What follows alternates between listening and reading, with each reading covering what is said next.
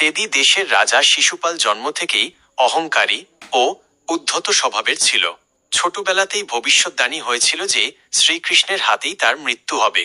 তার মা ভয়ে কৃষ্ণের কাছে প্রার্থনা করলে কৃষ্ণ তাকে আশ্বাস দিয়ে বলেন তিনি শিশুপালের 100টি অপরাধ পর্যন্ত ক্ষমা করবেন। বছর কেটে যায় আর শিশুপাল বড় হয়ে আরও অহংকারী হয়ে ওঠে। একদিন যুধিষ্ঠিরের মহৎ রাজসূয় যজ্ঞে সব রাজা মহারাজাদের সামনে শ্রীকৃষ্ণকে সর্বশ্রেষ্ঠ বলে সম্মান জানানো হয়। এই দৃশ্য দেখে শিশুপাল ক্রোধে অন্ধ হয়ে যায়। সে সভার মাঝখানে দাঁড়িয়ে কৃষ্ণকে একের পর এক অপমান করতে থাকে। চারদিকে নীরবতা নেমে আসে, সবাই স্তম্ভিত হয়ে তাকিয়ে থাকে, কিন্তু কৃষ্ণ শান্তভাবে সব সহ্য করতে থাকেন, নিজের দেওয়া প্রতিশ্রুতির কথা মনে রেখে। কিন্তু যখন অপমানের সংখ্যা সীমা ছাড়িয়ে যায় তখন আর নীরব থাকেন না কৃষ্ণ। তার চোখে দেখা যায় ন্যায়ের দৃঢ়তা। তিনি সুদর্শন চক্র আহ্বান করেন আর মুহূর্তের মধ্যেই সেই দিব্য চক্র উড়ে গিয়ে শিশুপালের জীবন শেষ করে দেয়।